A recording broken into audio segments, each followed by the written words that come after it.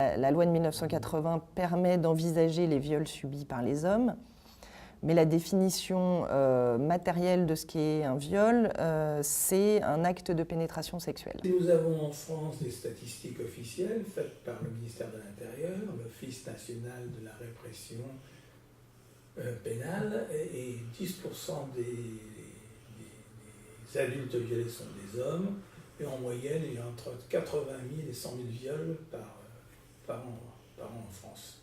Quand on voit les statistiques de l'Europe, où on évoque un enfant sur 4 victime d'un abus sexuel, alors le mot abus, je l'aime pas trop, mais c'est comme ça que c'est dit, dans son cercle de confiance, voilà, ça fait beaucoup. C'est énorme. Non, moi j'ai été violé de 12 à 16 ans en milieu familial, donc ça a duré 4 ans. 4 ans où quasiment tous les vendredis, je devais partir avec lui et rentrer avec lui quand j'allais à des répétitions de musique. Et 5 minutes avant de me ramener, il me violait, 5 minutes après, il buvait le café avec mes parents.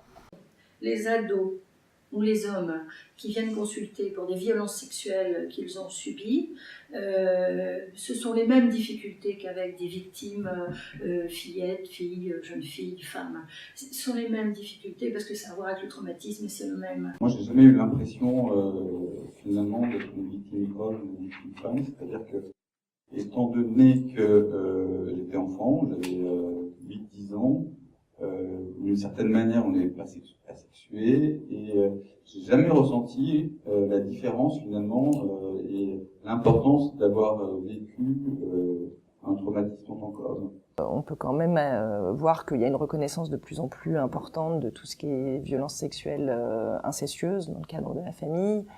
Aussi des viols conjugaux qui commencent un petit peu à être entendus. Sur la fin de notre relation, elle m'a imposé des pénétrations avec des stylos et des crayons.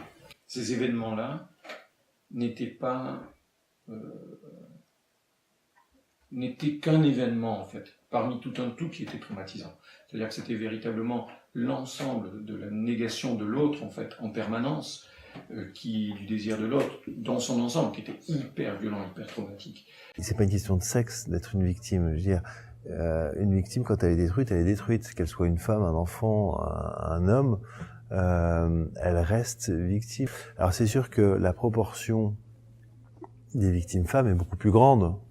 Mais en proportion, il y a beaucoup moins d'hommes parce que les enfants et les ados, aujourd'hui, en 2018, sont mieux repérés par les services sociaux, par les associations, et donc on en a autant de garçons que de filles, on pourrait dire.